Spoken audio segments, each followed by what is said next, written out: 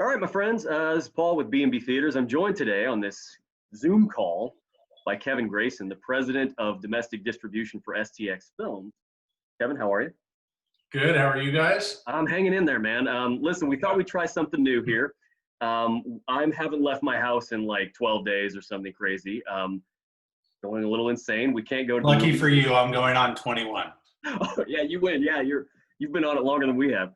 Yeah. But can't go to the movies. Our theaters are temporarily closed. But so our ownership at B&B has reached out to some studio executives. You were the first to have some conversations and just talk about what's going on in the industry, what you do, maybe shed a light on this side or that side, I guess, of the business for our guests who can't enjoy the magic of the movies with us right now. So thanks for giving us the time of day. Absolutely.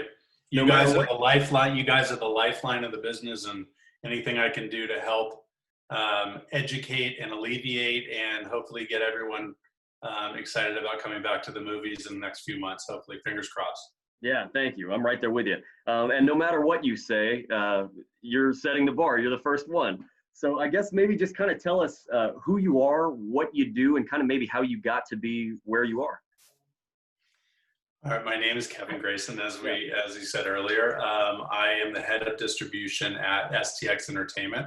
I've been in the business, this is going to date me, but I've been in the business for, let's say, 27 years. I started out at MGM copying Pink Panther scripts way back when I thought that was the greatest job in the world, and it got me in the door, which was a great thing. Then I moved over to DreamWorks when they started. I got involved in the sales department, where my first territory was Indianapolis and Des Moines branch.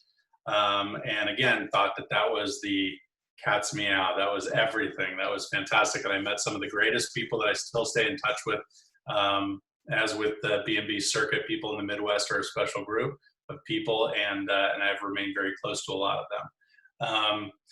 From there, moved up a little bit at DreamWorks, and then when DreamWorks and Paramount Pictures merged, I went over and I went to what I believe to be the best career move that I had up until the time I went to STX. I went to a independent label called Paramount Vantage.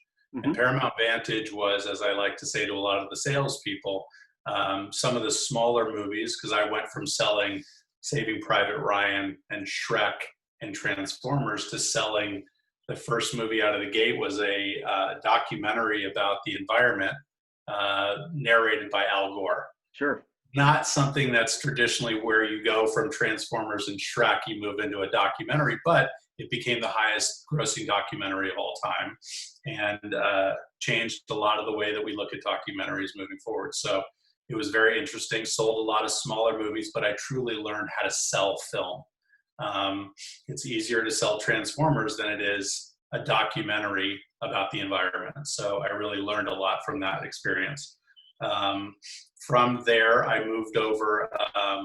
Adam Fogelson, who now is the chairman at STX, hired me to move over to Universal, where I was an assistant general sales manager with Nikki Rocco, who one of my mentors still to this day.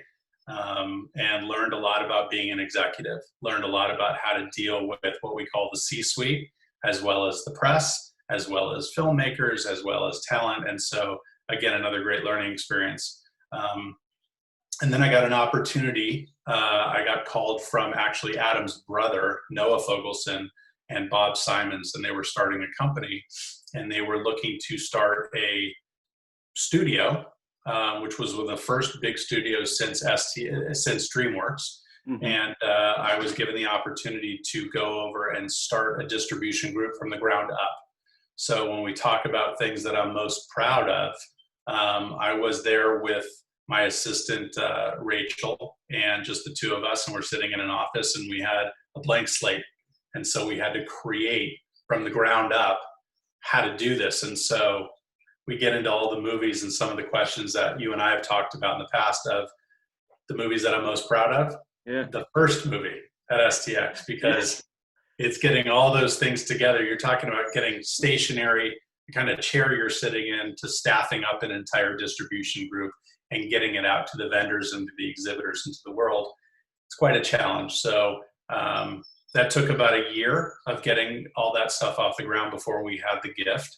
And since then, I believe we have 32 movies now in release in a 5-year frame, which is a daunting task, but I think we did a great job. All different kinds of movies, and so that's kind of where we are. My goodness, I mean, is that a pretty standard career path for studio executives? Do they tend to start copying scripts like that and moving up the chain, or is there such a thing? When I went to school to study film at UCSB, Santa Barbara, and I really just wanted to get in the door. And I finally found a way in, and I thought, of course, it's going to be more glamorous than you would think. I mean, hey, I got a job at MGM. I'm telling my parents are telling their friends, and everyone's like, Kevin got a job in the film business. But when you start there and you are literally at a Xerox machine all day long copying scripts, and then you move into what is now considered airline and alternative, or airline and colleges and prison non-theatrical distribution, that was a step up. And, you're talking about you're making $12,000 a year. You're not making any money. You're working your way up, but there was no complaints because you're starting to see that there's opportunities. And it's what you do from that position of taking advantage of those opportunities. And so to your question, if this is a normal path, I don't know if there's a normal path. Yeah. A lot of people would have said to me along the way that when I was at Universal, just stay at Universal. You have the opportunity to move up there, and it's a more quote unquote secure environment because it's one of 6 major studios. But for me, the opportunity of creating something from the ground up, even if this all went away tomorrow, which we're knocking on wood right now that it doesn't. Yeah, right. That I created something from nothing. And if I would have stayed over at the other studio, it would have been great. I'm sure it would have been fun, and I would have had a lot of great opportunities, but very different than what I did. Very different path. So I took some risks. There's no doubt about it. Yeah. And so, I mean, when you were at that Xerox machine making those copies, did you have these aspirations specifically in mind in terms of where you were hoping to end up in the business? Or is it just a matter of, hey, this opportunity came, take it or leave it? No, I mean, this is the business that I wanted to be in. Yeah. There was a time and place where I wanted to go completely another way and go to medical school. That's as far away from what I'm doing now as possible. But once I got into it, a little bit of inside baseball. I originally, when I was in college, I wanted to make movies about skiing. I wanted to make ski films. If anyone remembers Warren Miller or any of those bigger ski films, I wanted to direct those. Just because I liked skiing, I didn't really have the mindset. I was in college. What was I thinking? Who knows?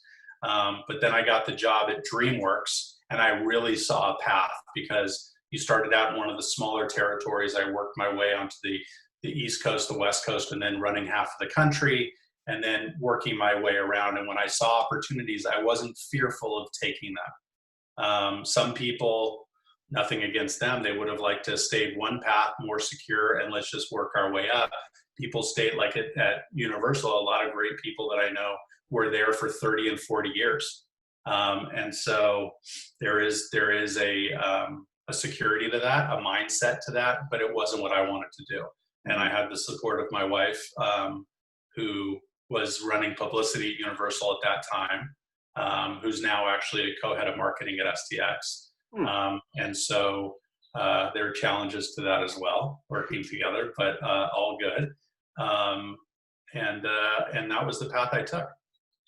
Well, talk to me a little bit about sort of the dynamic at STX, because like you mentioned, it's not a young company. It's been around for a few years now and has certainly made its mark. But in terms of its, I guess, size relative to some of the other major studios, like you're operating with a far smaller crew. Right. So one of the things that we pride ourselves on there is efficiencies. Yeah. And we have a little north of 100 people, including our UK office. And we're doing the work of 2,000 at some of the other studios. And a lot of people have taken note of that. So when we came over when I came over to run distribution, I said that I can do this. I'm coming over from a 70 to 80 person distribution group. I said I can do this with 16 to 17. And I think I spoke too soon. But we had some challenges. But with the efficiencies and the technological advances that we have, I have three of the brightest people in the business. I call it the three-headed monster. I have Nikki Daniel, who runs our in-theater, who has a deep experience base. I have Rob Springer, who runs our operations, who was one of the first hires I had there. And then I have Mike Vian, who has been in the business as long as I have, who was over at Warner Brothers for 23 years. So utilizing their strengths and utilizing people as equals and not necessarily this chain of command.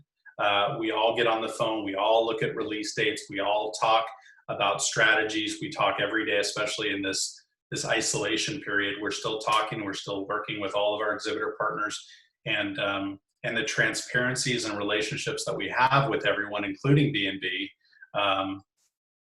has helped us be better, stronger, faster. And so doing it with what we have now, I think we have 15 people. It's pretty remarkable. And yes, you can put one movie out, but we've had 3 movies back to back to back on wide releases, and we were able to do it. And not only just do it, but do it in an incredibly efficient, productive way. Yeah. So that's I mean, there's a huge difference between what we're doing and what they're doing. But another big thing about STX versus the other studios is we are unsiloed. So we're in such a small environment. We have 2 floors in Burbank, but we are talking. I spend all day talking to marketing and cashiering and development and production and corporate and legal and business affairs. We all talk. There's no, yes, there are a lot of meetings, but we have communication with each other. If we want to talk about trailering and we saw an opportunity, we can have a conversation with our trailer and creative department and have something done like that. So it doesn't have to go through this long red tape list of just angst.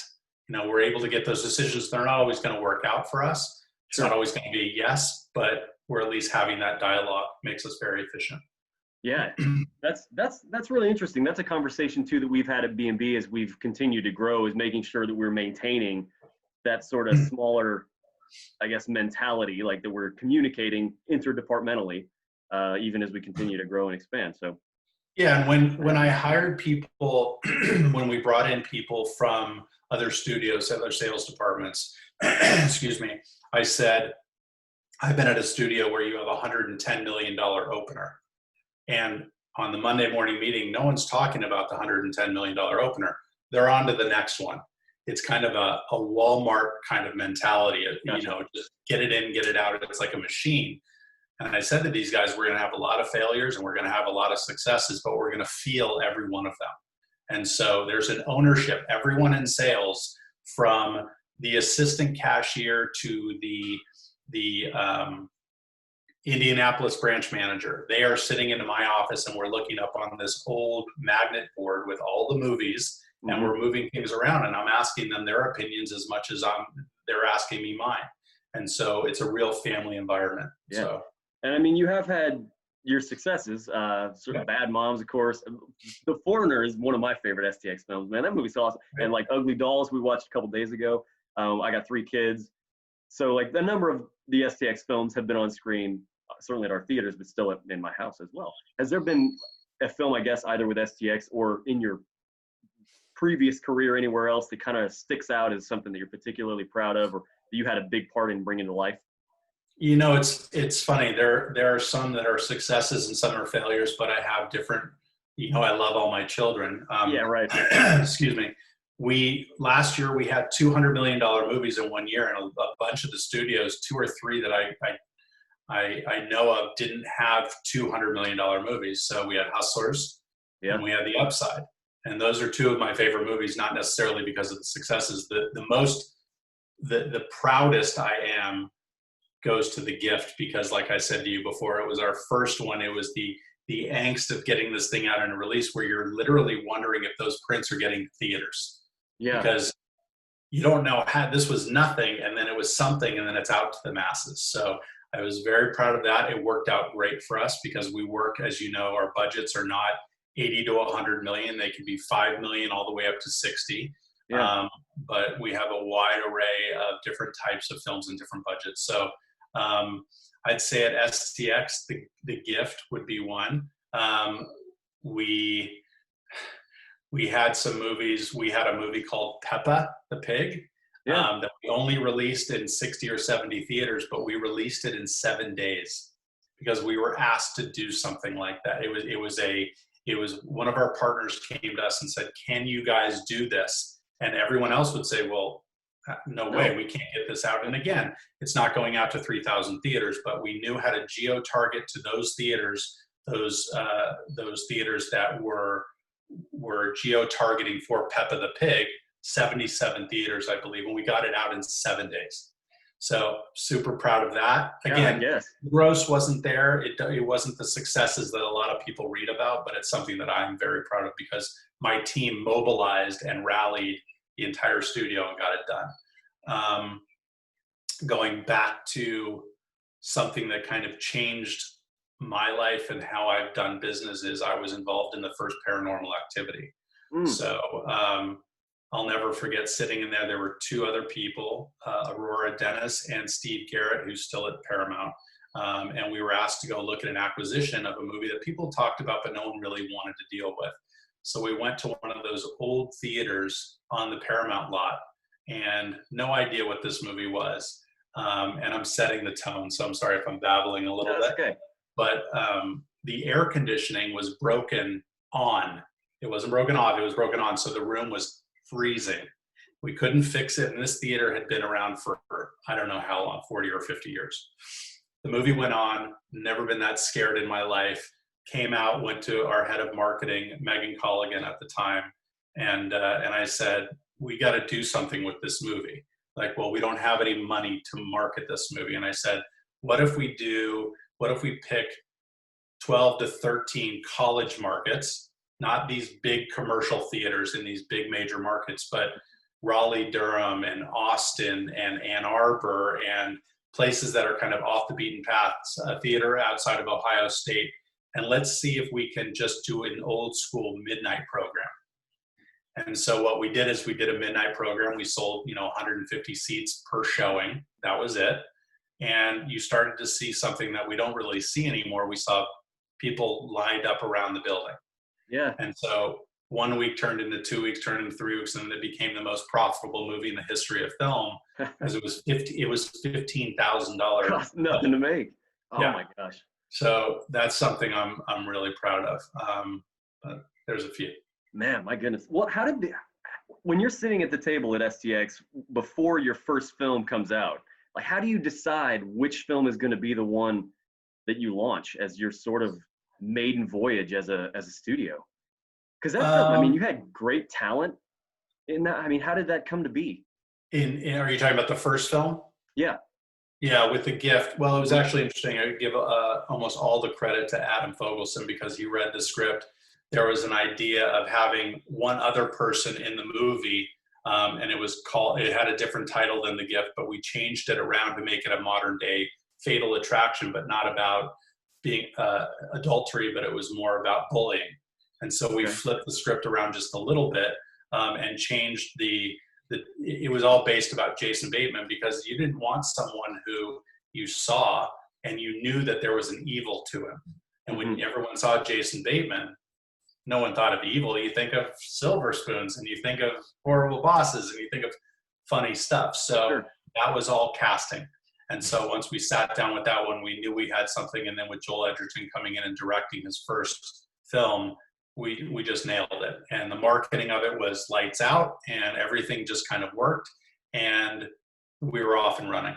But then there were some bumps along the road. It's not always that successful. That movie, I think, was $5, $6, $7 million, and it ends up doing 43, 44 million domestically. So that was a good start for us. Yeah, I guess so. You've kind of touched on this, I guess, a little bit, but it seems like a man in your position, you might get to occasionally rub shoulders with some of the talent. Maybe I'm just making assumptions here, but like, do you have any experiences or where you were particularly starstruck or maybe got to sit down with the stars? There are a few, I would say, sitting in a meeting with Aaron Sorkin and thinking about all the things that he had done Yeah. The American President to West Wing to all those movies, and just talking to him, and he's just you see his brain working, and you see all that stuff, and you almost feel like you don't want to say a word, you just want to kind of absorb it all. Yeah. So that was a really fun moment, and Molly's Game was a great experience for us. It was, there are a lot of movies that you put them out into motion and they go wide releases, but with Molly's Game, we really needed to test the waters over at Christmas time to see how much of an Academy film it was going to be, which markets it was going to work better. And so there's kind of a method to the madness versus just throwing it out there and hoping it sticks. Yeah. Which there are some movies that we do that on. You go 3,000 plus runs, you go wide. Other ones you have to kind of test the waters and toe dip. So that was really fun, and his involvement in that was great. And then I didn't even get to meet him, but I walked upstairs one day and Lenny Kravitz was sitting in the conference room. And I don't know Lenny Kravitz. I listened to some of his music, but then there was kind of that guy is really cool. Yeah. About him. It's just really cool. So that was one of those moments. Was he wearing a gigantic scarf? He was just cool. Like he was just, he's always cool, man. He was wearing his leather pants and he was just the guy, he's just like, hard to describe. Yeah.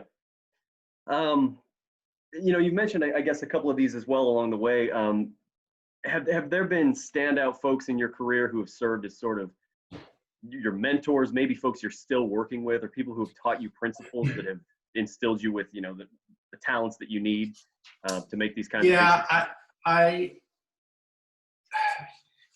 take a lot from my wife. She's incredibly patient, and it's not my strong suit, and so I kind of lean on her for that stuff. Yeah. And she is as well respected in our business as they come. But there are three people that I think about. Nicky Rocco was one. Chuck Vian, who ran Disney for a long time, and I'm lucky enough to work with his son Mike. And Kyle Davies, who was at Paramount for a long time. And it's not, from those three people, I learned something different from each one, but I learned how to treat people. And I not necessarily the people that I do business with, but treat the people that I work with and work for me. Because I think that what I always wanted to do when I ran a group myself was to make sure that the people that work for me are happy and that they like being there and that they know it's a family, but it's still work and family first. And I know it sounds Pollyanna, and I know it sounds very sweet on its surface, but I really do try to do that. So I want people to enjoy their lives, because if they enjoy their lives, they work better and they're happier people, and it's just a better place to be. So I've had some experiences that are not like that along my career path, and I promised myself that that would be different when I did that. And all three of those people, if you were to ask around, are very well respected on how they treated other people. Nikki specifically taught me how to deal with the C-suite, deal with the executives, deal with the ownership, deal with filmmakers, and how to speak to them and how to be constantly available. And like I said, I take something from each of those people. There are a lot of people along the way, but those are three that really jump out. Yeah, geez, that's great. Yeah. Those are good lessons, actually. I should have been taking notes as you were talking, or I should give these people a call. But you come, look, there are people like Brad Bills and Bob and all those people and Brock. You guys are theater film lovers. You guys are people that love what you do, and you love your customer base, and you see that in how you guys build theaters, run your theaters, manage your theaters, and that's important. And that's when all this stuff goes hopefully away. People realize that they want to go somewhere, not only that they're safe, but they want to support the people that have supported them. And I think that you guys have always done that. Yeah, thank you. I appreciate you saying that. And yeah, I agree with that also. I mean, it's been a crazy month or so, but it has been really heartening to see how our ownership is handling the situation, and certainly their care for the B&B family, but all of our guests as well. So yeah, people will rally. People will rally around the people that they care about, and I think that'll show up sooner rather than later. Well, I know it's hard to say at this exact moment, but I mean, what can we expect to see from STX in the coming let's say 6 months or a year. I don't know what the near future holds. You know, I can't really say what the next couple months are going to be.